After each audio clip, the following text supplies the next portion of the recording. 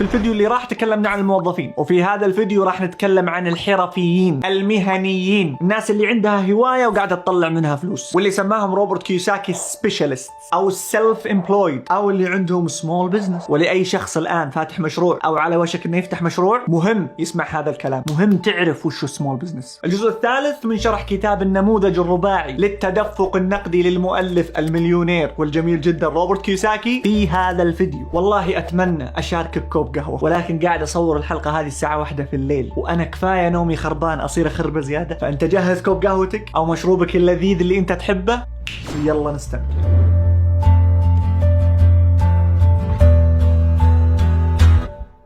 الحلقة هذه صورتها بالتيشيرت الأسود لسببين: الأول إني بداية القناة وأنا لابس تيشيرت أسود، والثاني إني غالبا ما راح أنزل الجزء اللي بعد هذا إلا بعد ما أكون أخيرا ولله الحمد كسبت ثقة مليون صديق وصديقة. فأحب أقدم لك أسمى درجات الشكر، والله العظيم إنها من أعماق قلبي، على دعمك وثقتك ووقتك وتعليقك ورسالتك اللي توصلها لي، ووجودك معي في تويتر وفي السناب شات وفي الانستغرام كمقام أول، وحضورك للبثوث اللي نسويها على تويتش، حتى لو كنت تتابعني على التيك توك في حسابي الرسمي الوحيد واللي ما انزل فيه شيء للاسف. انا شاكر لك من اعماق القلب فعلا. من لا يشكر الناس لا يشكر الله، وانتم لستم مجرد ناس، انتم اصدقاء. ولانك صديق وعسل يا عسل، راح يدخل علينا رمضان، فكل عام وانت بألف ألف خير يا رب العالمين، والله يتقبل منكم صالح الاعمال. وعلى طاري رمضان احب اقول لك اني راح ابث بشكل يومي على منصة التويتش، ورابط المنصة راح تلقاه في الوصف وفي التعليق المثبت اللي راح اثبته تحت. يشرفني حضورك وانضمامك. وعلى طاري رمضان برضو أحب أقدم لك هدية رمضان من الآن،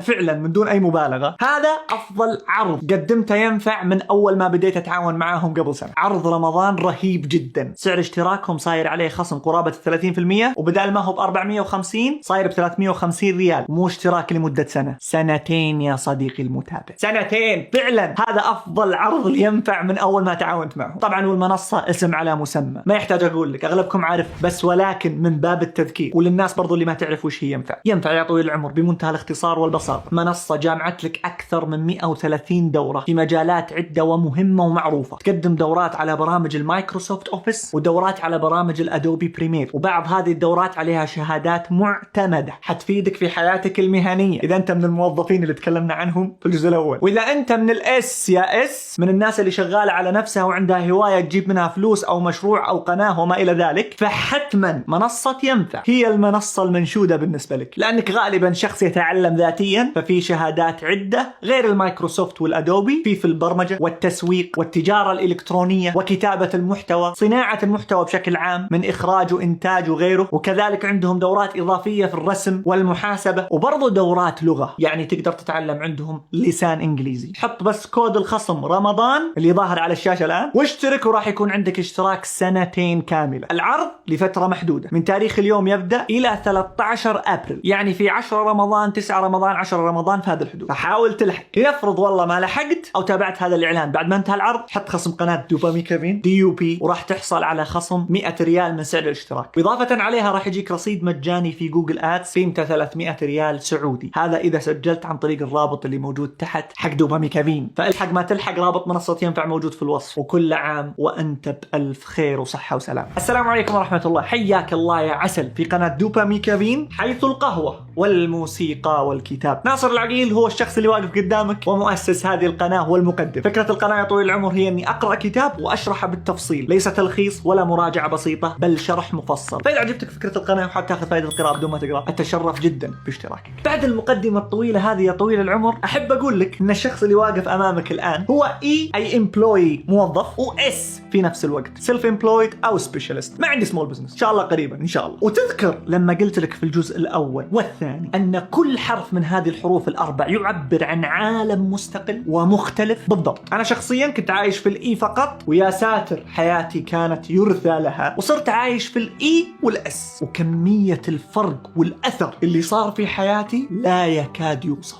فقط لأن صار عندي مصدرين دخل، إي وإس. ولو كنت عارف ان هذا الفرق بيكون موجود في حياتي والله العظيم اشتغلت على موضوع الإس من يوم ما كنت في الجامعة، ايام ما كان عندي وقت من الفراغ رهيب لا يكاد يصدق. بالرغم يا صديقي العسل انه على ايام ما كنت انا في الجامعة اقبال الناس وتفاعلهم على موضوع السوشيال ميديا ما كان مثل اليوم، فنسبة نجاحي بتكون ضعيفة. ولكن ما ننكر ان الجهد المستمر على طول الوقت راح يخليني ربما اكون من المتربعين على عرش اليوتيوب، مثل الاشخاص اللي انا احبهم جدا، ابو فله وبندريتا وباري تيوب وغيرهم. حرفيا القائمة تطول، واعتذر لكل شخص ما ذكرت اسمه، ذكورا كانوا ام اناثا. ايكواليتي ها. من هو الإس؟ مثل ما قلت لك، الشخص اللي عنده حرفة او مهنة او هواية ومن خلالها يكسب مال، كاش فلو. احفظ هذه الكلمة، كاش فلو، تدفق نقدي. فخلنا نبدأ نشرح من هو الإس عن طريق الفروقات بينه وبين الإي. وعلى فكرة تراهم اخوان كلهم دخلهم ايجابي، يعني يعتمد على شغلهم وعملهم، فإن توقفوا توقف الدخل. نقاط التشابه هو ان الإي والإس كلهم ما عندهم وقت، ما في فري تايم او وقت اضافي. هذا يكدح من 8 إلى 10 ساعات اللي هو الموظف، والإس يكدح من 10 ساعات وانت طالع يوصل إلى 16 ساعة، هذا الإس. نقطة التشابه الثانية ان اثنينهم دخلهم ايجابي مثل ما قلنا، يعتمد على عملهم. حلوين. واثنينهم الإي والإس ما عندهم مال، هذا عايش من الراتب إلى الراتب، والثاني عايش كذلك على مصادر دخله. إذا هو يقدم دورات فهو عايش من دورة للدورة، وإذا هو يسوي فيديوهات فهو عايش برضو من مداخيل الفيديوهات أو من الإعلانات. في فيديوهات في إعلانات في فلوس، ما في فيديوهات ما في إعلانات ما في فلوس. هم عندهم فلوس يعيشون عليها ولكن ما عندهم فائض مادي، وشد لي على هذه خط راح نرجع لها بعدين. وبرضو أحد نقاط التشابه اللي بينهم هي أنه اثنينهم يفتقرون للذكاء المالي. يعني إيش الذكاء المالي؟ يعني أنه يخلون فلوسهم تعمل من أجلهم، وهذه نقطة خطيرة جدا. هذه موجودة عند البي والآي اللي حنشرحهم بعدين. صراحة أنا مرة متحمس على شرح البي، مرة لأن هذا هو هدف حياتي، أبغى أروح هناك. الشاهد يا طويل العمر هذه نقاط التشابه. نقاط الاختلاف جوهرية، ولما أقول لك جوهرية يعني جوهرية من جد. الموظف يعتمد اعتماد كلي على التعليم الأكاديمي، مدرسة، جامعة، دورات وانت ماشي أكاديمي بحت. والسبيشاليست أو سمول بزنس يعتمد على التعليم الذاتي، واللي مو موجود مع كامل الأسف إلا قليل في التعليم الأكاديمي. مثال، أنا شخص مخلص المدرسة أكيد، ولدي شهادة في هندسة الآلات الدقيقة والتحكم، وأخذت شهادات في النتوركينج وشهادات في الآي تي، أتكلم عن كورسات. ولا واحدة يا صديقي المتابع علمتني كيف أمنتج فيديو إديتنج، ولا واحدة علمتني كيف أصمم لوجو. أوكي. ولا واحدة علمتني إدارة المحتوى، ولا واحدة علمتني كتابة المحتوى. يعني زي الحلقة هذه اللي قاعد أقدمها لك، هي صح معلومات من كتاب، ولكن تأليف الحلقة هذا من صناعتي أنا. أحط المقدمة هذه، بعدين سرد الموضوع هذا، بعدين أحط قصة، بعدين باترن اوف انتربت وكلام، يعني مالك في الطويل. هذه كتابة محتوى. والتعليم الأكاديمي والدورات اللي أنا أخذتها ما علمتني التصوير، أنواع التصوير. من المضحك على سبيل المثال أنه يختلف نوع التصوير على حسب نوع الفيديو أو المحتوى اللي أنت تقدمه. فنشرات الأخبار غالبا يكون يبدأ التصوير فيها من منتصف البطن، الأفلام الوثائقية من هنا الوجه فقط تقريبا، أو المقابلات الشخصية في الأفلام الوثائقية. هذا النوع اللي طالع رجولك شوي يسمونه الكاوبوي، نوع من أنواع التصوير. برضو الجسم كامل نوع من أنواع التصوير، الكاميرا تتحرك ولا ثابتة كذلك نوع من أنواع التصوير. أتكلم عن فيديوهات، وكل نوع من هذه الأنواع له غرض وله غاية، وغيرها برضو أنواع كثير ما علمني إياها التعليم الأكاديمي. التعليم الأكاديمي ما راح يعلمك برضو أنواع الإضاءات. هل نوع التصوير اللي أنت تصوره إضاءتين، كي لايت، باك لايت، أو هيد أو هير لايت، ولا 3 أنواع من الإضاءات، ولا نوع واحد من الإضاءة؟ حتى التعليم الأكاديمي ما راح يعلمك وين الإضاءة تحطها، على الجنب، في الوجه، علوية، خلفية، وانت ماشي. التعليم الأكاديمي ما راح يعلمك برامج تواصل اجتماعي، الألغوريثم حقتها، اللوغاريتميات كيف تشتغل، كيف مقاطعك تضرب، كيف الجروث حقك يرتفع، الانتشار، التوسع، كيف تخلي اليوتيوب يقترح مقاطعك للناس. وانا متأكد انه احتمال كبير انك تكون انت شخصيا يا صديقي العسل من الاشخاص اللي بدأ يتابع دوبامي كابين بسبب اقتراح او اقتراحين من اليوتيوب نفسه. فجأة في يوم من الايام دخلت اليوتيوب لقيتني في وجهك، يا اما اني اقول لك المقدمة العظيمة حق كتاب الاب الغني والاب الفقير، او اقول لك لا تحاول، أو ممكن قوة عقلك الباطن. غالبا هذه المقاطع اللي انتشرت. كل هذا التعليم الأكاديمي ما راح يعلمك إياه. وترى أنا متعمد أذكر كل النقاط هذه بالتحديد، يعني ما اكتفيت بمثال مثالين، وبعلمك ليش شوي. برضو ما راح يعلمك التعليم الأكاديمي التسويق الذاتي، وهذه نقطة مهمة جدا وفارق عظيم. الموظف ما يعرف يسوق لنفسه ذاتيا، ما يعلمونه كيف يسوق لنفسه أصلا. المهني أو الحرفي أو صاحب المشروع الصغير، خلنا نكتفي بكلمة اس عشان تكون أسهل، يتعلم كيف يسوق لنفسه. هذا الاختلاف الأول، طريقة التعليم. هذا أكاديمي تعليمي وهذا ذاتي. تعليم ذاتي انك عشان تدخل تسوي محتوى في اليوتيوب ولا في تويتر ولا تكون مصور تسترزق من كاميرتك او تكوني ميك اب ارتست او ميك اب اكسبرت او تكون طباخ او حتى تكون ديزاينر او جرافيك ديزاينر، ما يحتاج، ما راح يطلب منك اليوتيوب مؤهلك التعليمي. تويتر لما تفتح فيه حساب ما راح يقول وش شهادتك الاكاديميه، ما في احد راح يسالك عن مؤهلاتك التعليمي. في عالم الاس، في عالم الاس مهارتك هي اللي تتكلم عنك. ماهر وتسوق لنفسك صح، انتهى الموضوع، حتضرب يا ناس. اقسم بالله الاختلاف جوهري جوهري. الاختلاف الثاني، مع احترامي لجميع الموظفين وانا منهم، الموظف ليس لديه انضباط ذاتي. يعني الموظف لازم يكون فيه مدير عليه، طبعا غالبا مو كل الموظفين 100%، لكن الشريحه الاعظم لازم يكون فيه مدير عليه او نظام حضور وغياب واتش ار عشان يرصدون حضوره وانصرافه وما الى ذلك. لازم واحد يتابع معاه ويرسل له ايميلات وفلان لا تتاخر وانت تاخرت راح نخصمه من هذا الكلام. هذا هو الموظف. السبيشالست لا، او السيلف امبلويد الاس، موظف نفسه بالعكس يكره المدراء ويكره الاتش ار، يكره يكون اصلا في فوق راسه واحد، هو يحب يسوي اشغاله بنفسه ومتى ما يشاء. ومتى ما يشاء هذه تعني انضباطه الذاتي. يعني هو يعرف انه والله خلاص انا اداوم من الاحد والخميس كموظف، وفي الجمعه والسبت انا لازم اصور حلقات يوتيوب، انتهى الموضوع. او في الويكند اخذ كاميرتي وراح اصور واجيب فلوس ولا من الكلام، او ميك اب ارتست وانت ماشي. خلاص هذا انضباط ذاتي. يوم الجمعه والسبت في الايام اللي هو يقرر يعمل فيها، سواء كانت جمعه وسبت او 4 أو 5 ايام، هو من نفسه يضبط المنبه وهو من نفسه يقوم وهو من نفسه يشتغل. هذا الفرق الثاني والجوهري بين الاس والاي. الاس غالبا يكون ذكي، انا ما اقول الموظفين اغبياء حاشا الله ومحشومين، لكن اتكلم عن الاس بالضروره او احتمال كبير يكون ذكي. لازم هو يكون ذكي، ولازم يكون تقريبا عنده مهارات قويه جدا اكبر من مهارات الموظف. عنده كوميونيكيشن سكيلز، مهارات تواصل رهيبه، يعرف كيف يتخاطب مع الناس، يعرف كيف يتفاوض مع الناس، يعرف كيف يتعاون مع الناس. عنده بانكتواليتي، انضباط، ينام في الوقت المفروض ينام فيه، يصحى في الوقت المفروض يصحى فيه، يعمل في الاوقات اللي المفروض يعمل فيها. عنده كذلك ذكاء عاطفي، عنده مهاره التعليم الذاتي، وترى هذه مهاره قويه جدا. شخصيه الاس كذلك تلقى عنده كاركتر، عنده شخصيه، لما يتعرض للمشاكل ما يندب ويبكي ويبحث عن حلول، لا، قادر على حل مشاكله بنفسه، قادر على تحليل مشاكله وايجاد الحلول. اندبندنت، شفت اندبندنت هذه؟ سترونج اندبندنت وومن، بالضبط هو اندبندنت، يقدر يقوم نفسه بنفسه وشغله وافعاله وكل شيء دون ان يحتاج لاي شخص او لاي منظومه. كاركتر حقيقي. وفي صفات عده ثانيه، لكن هذه ابرز صفات الاس واللي فارقه عن شخصيه الموظف او اغلب الموظفين ان صح التعبير. ادري قاعد اعدد امثله كثير، لكن بجيك بعلمك ليش. بس عموما ترى كل شيء قلت لك مهم ولو تقدر تسجله في نوت سجله. وش قلنا الحين؟ تعليم ذاتي، انضباط، شخصيه ومهارات. اوكي، خلنا نكتفي بهذا القدر. لا في فرق مهم جدا، يقدر يتحكم في دخله.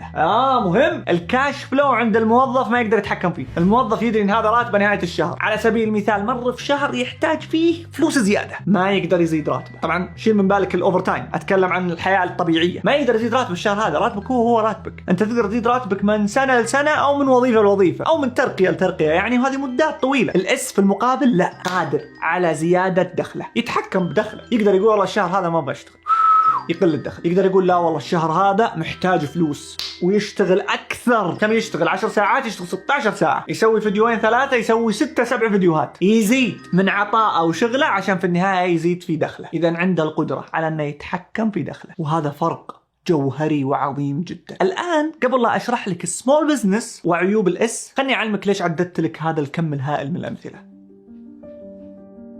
السبب يا طويل العمر عشان أوضح لك ولو جزء بسيط من الصورة اللي قد تغفل عنها أو ما تظهر لك وتبان في عملية الانتقال من إي إلى اس. أعيد للتأكيد الأمثلة اللي ذكرتها لك هذه الكثيرة عشان أحاول أوضح لك الصورة وكمية الفروقات الهائلة والأشياء الكثيرة اللي تطلبت مني أو تتطلب من أي شخص غيري قرر أنه ينتقل من عالم الإي إلى عالم الإس. فإن كان صابك بعض الملل البسيط من تعداد هذه الأمثلة في 2 3 فما بالك باكتساب كل هذه الفروقات وأنك تشتغل على نفسك وتحاول تكتسبها عشان تنتقل من موظف إلى إس. إذا 3 دقائق 4 دقائق حسستك بملل خفيف عملية كسب هذه الفروقات، إيش راح تسوي فيك؟ الواقع، أنا أعطيك الواقع اللي قد يكون مر بعض الأحيان. فعملية الانتقال من إي لإس لا يا حبيبي، تحتاج مجهود كبير وعمل كبير وضغط كبير ومدة طويلة عشان تتحول من إي لإس. وخذ على سبيل المثال دوبامي كافين، بس لأني قررت أفتح قناة يوتيوب تطلب مني عمل 1 و4 شهور كاملة عشان بس يكون عندي أول فيديو جاهز للنشر.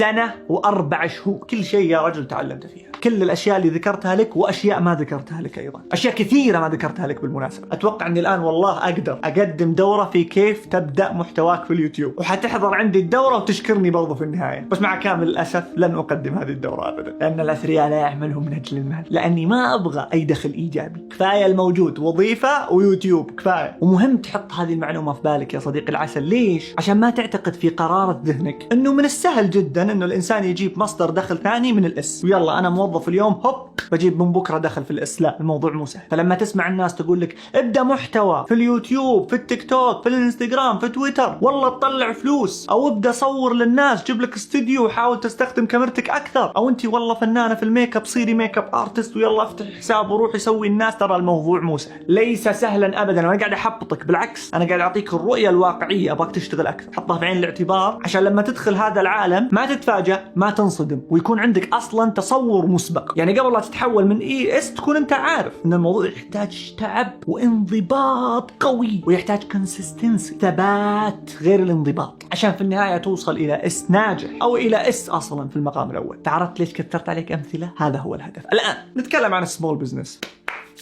موضوع رهيب. لما أسألك وش الفرق بين البقالة اللي موجودة في حارتكم، وبالعاني أنا قلت بقالة أو ميني ماركت يعني، واللي أنت تقريبا من يوم ما انولدت صغير إلى هذا اليوم وهي موجودة، إيش الفرق بينها وبين شركة كبيرة وعندها فروع كثير؟ خلنا ناخذ على سبيل المثال ماكدونالدز، لأننا حنرجع له بعدين لما نجي نتكلم عن البي. إيش الفرق بين هذه البقالة وماكدونالدز؟ لو أقول لك الفرق بمنتهى البساطة، هذا سمول بزنس وهذا بيج بزنس، وهذا في الاس والثاني في البي. هذا الفرق الأول. الفرق الثاني والمهم جدا هو أنه هذه البقالة تعتمد في الغالب على مالك هذه البقالة، لا يمكن أن يكون أدائها كويس إلا مع هذا المالك وبإشراف هذا المالك. والشركة الكبيرة في المقابل مالكها جالس في البيت، وتدار هذه الشركة من رئيسها إلى آخر موظف موجود فيها، وتتطور وأدائها يكون أفضل وأحسن من لو كان المالك هو اللي قاعد يشتغل عليها. ليه؟ لأن مالكها وظف ناس أذكى منه فيها وخلاها تتطور وهو بعيد عنها. وهذا أكبر فرق بين السمول بزنس والبيج بزنس. أغلب المشاريع اللي انت تشوفها اليوم، الكافيهات المختصة حتى لو كان عندها أكثر من فرع، ومطاعم البرجر اللي البرجر فيها ب45 ريال، ما أدري على إيش صراحة، لكن الله يزيدهم من واسع فضله، فعلا ندعو لهم من كل أعماق القلب. والمشاريع الإلكترونية من متاجر وغيرها، ومحلات براندات الملابس الهبة الجديدة اللي طايحين فيها الناس، كلها يا صديقي العسل تعتبر سمول بزنس. ليه؟ لأنه مالك هذا المشروع أو الشخص اللي قائم عليه يعتمد اعتماد كل المشروع عليه. فإذا هو أخذ إجازة، الدخل والتطور والنمو وأداء المتجر أخذ إجازة معه. وراح أشرح لك الفرق الهائل بين الإس والبي لما نجي نتكلم عن البي برضو. لكن مبدئيا خلينا نوقف على إحصائية مهمة جدا، واللي هي نسمعها دايم، إنه 90 مشروع من أصل 100 يفشل في أول سنة. حلوين. والعشرة هذه اللي نجت في أول سنة تموت في أول 5 سنوات وما يعيش منها إلا واحد. فإذا 99 مشروع يفشل من أصل 100 كل 5 سنوات. هذه الإحصائية يا صديقي العسل لا تنطبق على جميع المشاريع أبدا، هي تعتمد على المشاريع الصغيرة فقط. المشاريع الكبيرة، وفي مشاريع تبدأ كبيرة، انتبه، مثل تطبيق ما أبغى أسوي له إعلان، بدأ كبير ودخل وكسر الدنيا وأكل الجو على اللي موجودين في الساحة، وقريبا بيكون هو الأفضل وتقريبا ما حوله أي منافس. يمكن تكون عرفته. فمعلومة 99 مشروع يفشل صحيح، لكن ليست على جميع المشاريع. هذا هو السمول بزنس. فيقول لك روبرت كيوساكي، أغلب الناس، ترى على فكرة بالمناسبة كل الكلام اللي قلته أنا في الفيديو من بدايته إلى الآن كله قال روبرت كيوساكي، أعد صياغته أنا فقط، ولا كله قال روبرت كيوساكي. أوكي. روبرت كيوساكي يقول كثير من الناس خصوصا الإي يقرر إنه يفتح مشروع ويعتقد إنه انتقل من الإي إلى البي، والصحيح إنك انتقلت في أغلب الأحيان نسبة 99% من الإي إلى الإس، من إي إلى سمول بزنس. المشروع اللي معاك ليس بيج بزنس، سمول بزنس. ايش هو البيج بزنس؟ نشرحه في الفيديو القادم اكيد، وهنا تأتي المتعة. لكن عموما هذا هو الإس. الآن أنا أعطيتك صفات الإس، صفاته هو كشخص، وصفات المهارات اللي المفروض هو ياخذها، وكيف ينتقل من إي إلى إس، وكيف يتحكم بدخله. ويمكن ما قلنا عيوبه بمنتهى البساطة هي أنه ما عنده وقت ضايع جدا في الشغل. 2 ما عنده فائض مادي يقدر يكون انفستر فيه. 3 ما عنده ذكاء مالي، مهما كسب من أموال ما يعرف كيف يخلي الأموال تتضاعف. هو يكسب الأموال بمهاراته ومعرفته واجتهاده، ليس بذكائه المالي. حاجة الرابعة، واغلب الاس يحترقون وظيفيا. وتقدر تدخل يوتيوب وتتابع مقاطع عن الاحتراق الوظيفي. صحيح انه ما يحصل الا على مده طويله من الزمن ومع مجهود عالي، عشان ما تعتقد انه والله ايه فيك احتراق وظيفي. لا، الاحتراق الوظيفي ما يجي بالسهل، يحتاج جهد عالي ومستمر ولمده طويله من الزمن، 2 3، وبعدها يبدا الاحتراق الوظيفي يتمكن من هذا الشخص تدريجيا. فاغلبهم يحترقون وظيفيا. واكبر عيب يا صديقي العسل موجود في الاس هو انه عنده معضله، انه لا يستطيع ان يثق باي شخص اخر في تاديه مهامه. فلما يجي يمنتج يقول انا افضل ممنتج، مستحيل اعتمد على اي حد ثاني، ما في احد يضبط المونتاج زي ما اضبط انا. اوكي في ناس افضل مني في المونتاج لكن ما يطلعون المونتاج زي ما انا ابغاه، افكارنا مختلفه. حتى لما يجي يدير مشروع يقول لا ما اثق في الناس، ما ادري عن المحاسب لازم اجلس معه، ولا ادري عن الموظفين لازم اشرف عليهم وعلى شغلهم، ولازم اتاكد من المبيعات، ولازم اتاكد من الجرد. عنده هذه المشكله، مو قادر يعتمد على ناس غيره. ليش؟ لانه هو ذكي وماهر، ويصعب عليه جدا انه يوظف ناس اذكى منه. غالبا هو قائد المركبه، وهذا هو الشيء اللي يعرقله من الانتقال من الاس للبي. وعلى فكره محاكيكم من الاشخاص اللي يعاني من هذه المشكله فعلا. اقسم بالله ابغى يوم من الايام اوصل لمرحله اني اثق بكتاب محتوى غيري عشان اكون انا مرتاح، هم اللي يقرون الكتاب، هم اللي يشرحونه ويكتبون محتواه وانا اجي اقدم. لكن لا ماش ما راح يشرحون الكتاب زيك يا ناصر. لا، غرور الله يكفينا الشر يا صديقي العسل ويبعد عنك. لا طبعا اكيد امزح، لكن فعلا عندي هذه المشكله. عشان كذا عندي مشكله في تحويل هذه القناه الى عمل مؤسسي. لا ازال انا القائم على كل شيء تقريبا الا نص مونتاج هذا الفيديو، النصف بعد يعني، مو حتى المونتاج كامل. هذه فعلا اكبر مشكله موجوده عند الاس. ولكن يا صديقي المتابع، بمجرد ما تنتقل من اي الى اس، او تكون عايش في الاي والاس ككاش فلو، يكون عندك تدفق نقدي من اي وتدفق نقدي من اس، حياتك حتتغير تماما. والله العظيم اعجز عن ايصال الفرق الهائل اللي اتمنى من رب العالمين انه ييسر لك اياه يوم من الايام، وتعيش على اي واس او اس حتى، وتشوف الفرق الهائل بين الاي والاس. شيء عظيم. فرق في العلاقات، فرق في الشخصية، فرق في المال، من الأخير فرق في المال. يعني في أقل من سنتين الكاش فلو حق الإس عندي أقوى من الكاش فلو حق الإي بالضعف، وأحيانا يصل إلى 3 مرات، يصل إلى 3 أضعاف أفضل. نساني الراتب ونساني أبو حياة الدوام اللي معليش في كل جانب من جوانبها تجد تقييد. والفرق بين الإس والإي إنه الإس هو اللي يحط وقته متى يصحى ومتى يداوم، الإي لا، حيصحى الساعة 6 يوميا مثل ما قلنا إلى عمر 60 سنة. وسبحان الله لما تشوف التعليم الأكاديمي تكتشف فعلا أنه موجود في الإي، لأنه خلاص التعليم الأكاديمي يعني إي. المدارس الجامعات تخرجك موظف، ولأنها بتخرجك موظف من يوم ما يكون عمرك 6 سنوات 7 سنوات، وهي تعودك تصحى الساعة 6 الصباح، لا، وتعمل 8 ساعات في اليوم يوميا. واضحة؟ شفت الرؤية؟ شفت الطريق وين يوديك؟ عشان كذا روبرت كيوساكي يجي يقول المدارس الجامعات تطلعك موظف، ما تطلعك رجل أعمال. وهو صادق، مع احترامي لجميع الموظفين المستائين من كلام روبرت كيوساكي. لا هو صادق، وأدري أنه ممكن يكون في رجال أعمال يتابعون دوبامي كابين. أتشرف بكم يا جماعة، نرجو التواصل معي على الخاص، أنه يعني تعرفون أعطوني نصائح تبس في الوصول إليكم. لكن فعلا رجال الأعمال عارفين كلام روبرت كيوساكي صح، وهذا عالم وهذا عالم آخر يا رجل. فهذه روبرت كيوساكي ما قالها، لكن أنا أقول وأكد لك عليه. إذا عشت في عالم البي والآي تستخدم عقلك، وإذا عشت في عالم الإي والإس تستخدم بدنك. وما يحتاج أقول لك الفرق في المجهود، وما يحتاج أقول لك في الفرق في النتائج. العقل لا قيود له يا صديقي العسل، والبدن مقيد مهما كان قوي، وفعلا طبعا له قدرات خارقة جدا ما ننكر، ولكن في النهاية مقيد، مو زي الفكر. ونرجع للمثال الجميل جدا اللي قال لي أحد الأيام صديقي عزام. قال شوف،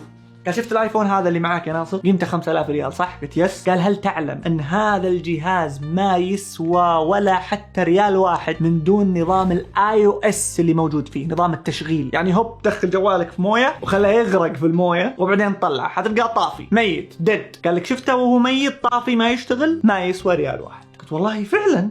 ليه؟ قال لأن القوة هو في نظام الاي او اس، مو في الجهاز، مو في الهاردوير نفسه، في السوفت وير، في نظام التشغيل، في الاي او اس. قالوا الاي او اس هو الفكرة اللي ابتكرها ستيف جوبز وخلت ابل تتربع على عرش الشركات اليوم. يس، صادق عزام صادق. ليه؟ لأن الفكرة أقوى يا صديقي المتابع دائما وأبدا. فلما تبيع فكرة حتنجم، حتصير ثري. وخذ عند انت امثلة، فكرة امازون، فكرة فيسبوك، فكرة ابل، فكرة جوجل، فكرة يوتيوب، وانت ماشي. كل من استخدم عقله وابتكر فكرة وبنى حولها سيستم، وهذا اللي بنتكلم عنه في المقطع القادم إن شاء الله، وشغل هذه الفكرة طلع من وراها ذهب. وعلى فكرة البي والآي في طيرانهم الخاص أو في مجالسهم الفخمة جالسين ومرتاحين وحساباتهم ولله الحمد والمنة تدر عليهم أموال يا صديقي العسل من دون ما يستخدم بدنه. تدري وين يستخدم بدنه؟ في النادي، في السفر، في التسوق، في الطلعات، في الروحات، في الجيات. هنا يستخدم بدن البي والآي، وفي معظم الوقت يستخدم عقله. وعقله بالمناسبة نفس عقلك، انت وياه انولدتوا بنفس الاعدادات الاولية. الفرق انه جلس مدة من الزمن يستثمر في ذكائه المالي، يتعلم ويدرس ويجرب ويفشل ويجرب ويفشل ويجرب ويفشل ويتعلم ويتطور، وفي النهاية يوصل لمرحلة من الذكاء المالي زي وارن بافيت. يقول السهم هذا اعتقد انه بينزل،